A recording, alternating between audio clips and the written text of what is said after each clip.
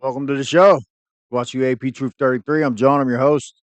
I got a hell of a show for you today. You're gonna want to seriously strap in, buckle up, because it's gonna get wild, man. And it may just shatter your whole reality, man. What do they call that? Ontological shock. Today may be the day. Did you ever think a YouTube content creator could do that? I'm gonna try. Stay tuned.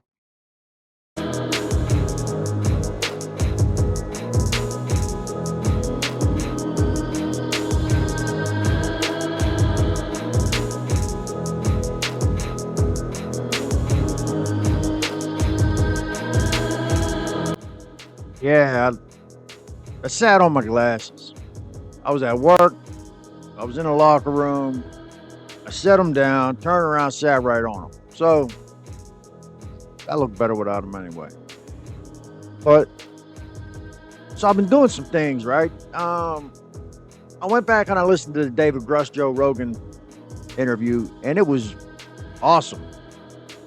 And it was definitely worth this second listen through, right? So I had listened to it when it first come out, and I can't believe how much stuff that I don't want to say forget, but you do. You kind of forget it. I'm sure it was logged somewhere, in the back of my mind, some of the things that he was speaking about. But I definitely, you know, needed to hear it again, because I think he's the most important whistleblower, especially since the more recent Matthew Brown tweets and this kind of occult s- turn that he's taken. And I'm not knocking anybody's beliefs, it's just I don't know. I'm sure that there's a component of that in this phenomenon. I'm sure that there is a non-physical aspect, a spiritual aspect. You just look at Chris Bledsoe, For those of you who don't know, he kind of left this tweet and he was like, calling out Elon Musk in a good way, but like, telling him to, you know, just speaking about things that I feel like, I mean, I don't even really know, it's just sometimes people just shouldn't tweet, and we're just gonna leave it at that. I mean, it wasn't anything like negative, but then, he signed off as like, this name that has to do with like some type of angel, I think Barrymon or something like that, or this is what I mean. But David Grush, that interview, and one of the things that really struck me about things that he was saying was like, that possibly this phenomenon, what we could be experiencing is, higher dimensional beings, and we just don't really know what we're looking at when we see them in the sky or when we experience them in life for experiencers. And he equated it to like if how when we walk down the street we cast a shadow onto the street, right? So here we are with these three-dimensional beings, and we're casting this two-dimensional shadow on the ground. And that if there was these 2D beings down there, and they would see this shadow, they would be like, "Yo, what the holy shit?" They wouldn't know what they were looking at, right? Like I said before, I think the whole UFO subject is way bigger than just one phenomenon, right? This is a multitude of phenomena, right? So I believe, like with Chris Bledsoe's experiences, um, and I believe those beings can manifest into a physical form, and I think they're light beings, you know, by and large. But what what are the biologics that David Grush speaks of in some of these crash retrievals, right? Um, and he believes that you know some of these beings aren't really that far ahead of us. They just kind of took a different technological route. Okay, like where we went more. into the nuclear and started experimenting with nuclear power and the whole weaponization branch. These beings may exist in another parallel dimensional reality, and they may have advanced in propulsion systems, and things like that, and maybe creating these super, you know, crazy alloys of metal that have anti-gravitic properties. And maybe, when we were testing these nukes or something, either we signaled to them that, hey, the primitive apes, you know, they're messing around with, nuclear power.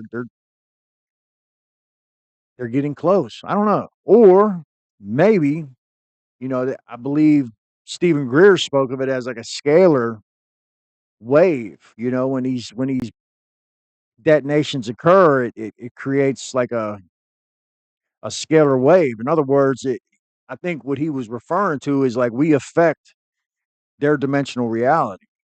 This amount of power being expelled at such a huge rate, like like some of these hydrogen, weapons do. Maybe we created some kind of rip into the fabric of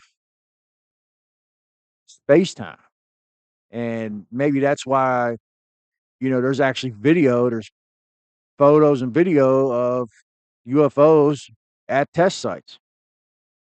Maybe they didn't really want to be there. They just, who knows? Or in their reality, when we set one of them things off, they're like, "What the hell is going on?" You know. Fringe opinions on Bitcoin and UAPs 4 or 5 years ago are now like increasingly like normie. The reality of non-human intelligence was like fully out there. Yeah. Now it's like coming in, and then you got psionics. It's like, oof. Well, okay, that's the new thing out there. But that's probably also coming in. Consciousness, light beings, and meditative practices. It's like we're rediscovering a lot of like ancient sort of knowledge, right? It's just being reinterpreted through our modern frame. What sort of disclosure are we going to get? And also, like, what is the curve that you think is like behind these data points? Is it the non-human intelligences, alien civilizations, and some advanced spacecraft coming here to monitor us curve? Is it time travelers? Is it cryptoterrestrials? Is it interdimensionals? It does feel like this sort of Pandora's box. You have hope, but then there's like a whole lot of like, bad stuff that comes with it. Not all knowledge is just, oh, this is a rainbow. Oh, this is like forever knowledge. There's no guarantee that the box of knowledge humanity is dipping its hand into is going to be like good knowledge. Bitcoin and UAPs and AI, like these are fully at the center of what's going to drive major strategic dynamics over the next few years. Fringe. You guys ever think about symbols, like symbolism? Um, just it's all around us, right? And there's been a lot made, like with conspiracy theories, about the pyramid on the back of the dollar bill with the all-seeing eye. A lot of Egyptian symbolism in the world around us, the obelisks and stuff. Now, maybe that's just because, look, that was a great civilization. They did these great things and built these great structures, and we just wanted to emulate them throughout history. So maybe that's why these symbols showed up, but maybe not. Maybe there's more to the story. Some people think that there's secret societies that pass down hidden knowledge that was very valuable, so valuable that they hoard it and they use it to their own benefit, and that they know and they've always known that consciousness has the ability to affect reality. It's just the idea where, people prayer and praying for somebody, and, is that where that comes from? One of the things that Brown does, right, at the end of that episode, he kind of suggests like, reality is a fiction, right? That's kind of like what he said with the cryptic words. He suggests that we perceive, like what we perceive as reality is really a controlled narrative, possibly shaped by powerful entities or intelligence beyond our understanding. He implies that there are hidden structures influencing our perception of science, history, and even our understanding of existence. Now, it makes me think of like breakaway civilizations, hidden knowledge, secret societies, these type of things. And some interpretations of a statement suggest that there may be a group with access to advanced knowledge, operating separately from mainstream society. It makes you think of these deep underground bases, these doomsday bunkers that the elites are building. Are they preparing for some type of cataclysm that the rest of us just aren't privy to? It makes you wonder, man. And this aligns with theories about secret government programs of extraterrestrial intelligence interacting with humanity in ways we don't fully grasp, right? And then that makes me think of non-human intelligence and reality manipulation. So could ETs be manipulating our reality, man? Are they able to manipulate time and space, our perceptions? Could these conflicts that we see around the world be like proxy proxy wars for some non-human beings that are beefing with each other? I think it's a fair question. Brown has discussed the possibility that sentient life might be viewed as a resource by other beings.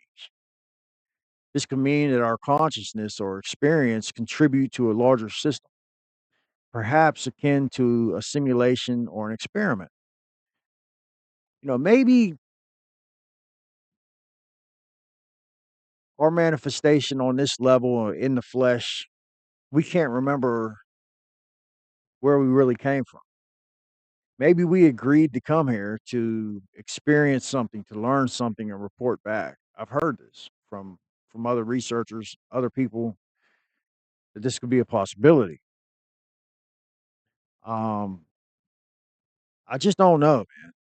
But the government secrecy and UAP disclosure, I just don't understand what the big deal is, right? I'm not saying like, and like David Grusch even said, like, we're not asking for knowledge of the technology or, signaling to our adversaries anything that's top secret or classified that would jeopardize national security. We just want to know, are we alone? And, kind of what's going on here. And you think about like time and predictive AI, Brown has also hinted that at the existence of advanced AI within the White House that has the ability to predict outcomes. Um, and that government agencies now have the ability to predict future events. Now, that's wild. It's like having an oracle on hand. um, I kind of believe that. And if this is true, this would suggest, that reality is not only controlled, but possibly pre-scripted in ways that we don't yet understand. Um, and his ideas resonate with theories about, the simulation hypothesis, hidden power structures, and not only controlled, but possibly, you know, there's a script. And that's wild too. And that would really call into question, are we free?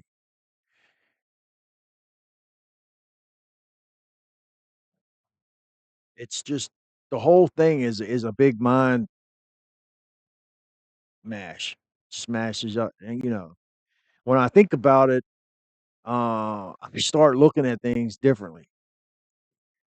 When I start to think about these things, these concepts, I start to look at the world around me in a totally different way, you know? I start wondering if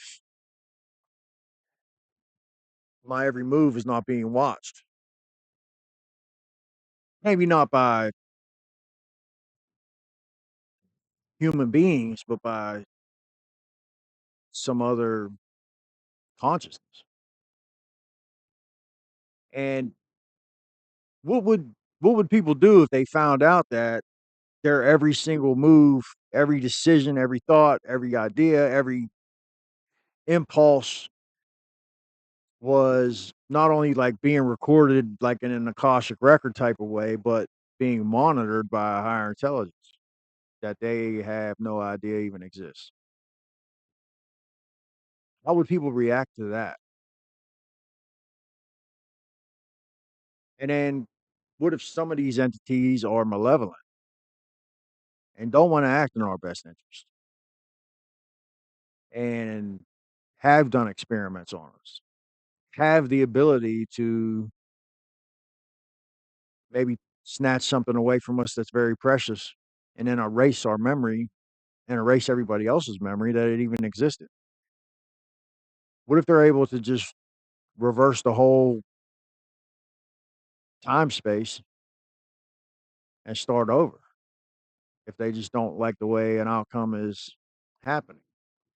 What if this system that's going on in the world with society and how people interact and just this whole phenomenon that we call life, what if to them this is just a very simple system that they can manipulate however they want?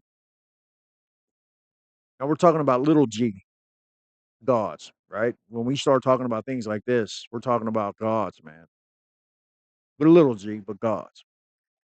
And that is kind of like what I'm thinking Matthew Brown is referring to when he's making these cryptic tweets. And it's weird because it coincides with the Wall Street Journal article, and apparently there's going to be another article coming out, and it's like it's for the normies, right? It's for greater society, the people that aren't into this subject, that aren't researching this subject, that aren't really deep into this. It's for them, to kind of give them. And it seems like every time a disclosure happens, something like that happens. Or Lou Elizondo will hold up a fake picture. Something always counterbalances the disclosure so that people can look at it either way, right? Oh, it's confirmation. Oh, no, it's fake, right? Depending on what makes you comfortable, because maybe some people just can't handle that type of ontological shock yet, but they're presenting it in a way where later on down the line, possibility they'll become more open to it. Maybe once they have certain experiences in their life, um, that'll really open their eyes to things, right? Because I think like when you experience certain things, and I don't know if any of you guys, these super complex synchronicities and dots connecting. I don't know if any of you noticed, but Christopher Bledsoe made that prediction about 2026 and the star Regulus rising over the Sphinx in Egypt, and that there would be a new awareness on the earth. And he predicted, this conflict that's going on in Israel and Iran. Which, yeah, look, that's not hard to predict, right? There's always turmoil in the Middle East, right? It's been going on since my entire life, probably most of these my viewers' entire lives. So that's no wild, crazy prediction, that we need to really get all that excited about. But the name of the operation, I think, is like Rising Lion or something. I could be wrong, but it's something about a lion. This is the name that Israel gave their military operation. And then you look like Pope Leo. The new Pope is Pope Leo, right? For those of you that don't know, the star Regulus is in the Leo constellation, which is a lion. What's the Sphinx? You know, you look at these connections, and this is what I mean by like these synchronicities. Like, but that is a synchronicity that's not on a personal level, but that's on a macro scale, right? That's something that the world can see. Is it just a coincidence? Maybe it is, but it's a hell of a coincidence. And I think we need to pay attention because I believe Chris Bledsoe's the real deal. And I don't think this is just coincidence. I think the dots are connected. I think the signs are there that, well, we'll see. I don't want to dive all the way in yet. I don't want to dive in head first and there's no water in the pool, so to speak. But it sure looks like there's a connection there. So I don't know. I mean, let me know what you guys think about this. I mean, hopefully I didn't bore the shit out of you. Look, some people are into this, some people aren't. You know, maybe tomorrow I'll come back, we'll do some footage. One of the channels that I'm a big fan of, she's been putting up some great footage lately. Maybe I'll clip some of her stuff and we'll get into that tomorrow. But let me know what you guys think about this.